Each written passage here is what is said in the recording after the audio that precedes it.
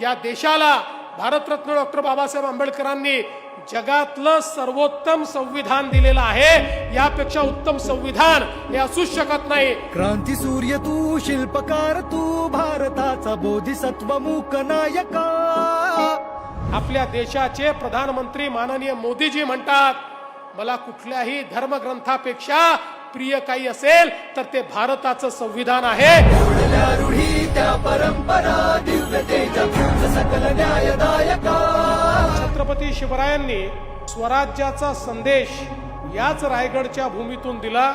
स्वराज्य हे समतेसोबत असलं पाहिजे, ती समता स्थापन करण्याचा संदेश हा भारतरत्न डॉक्टर बाबासाहेब आंबेडकरांनी चौदार तळ्याच्या माध्यमातून दिला।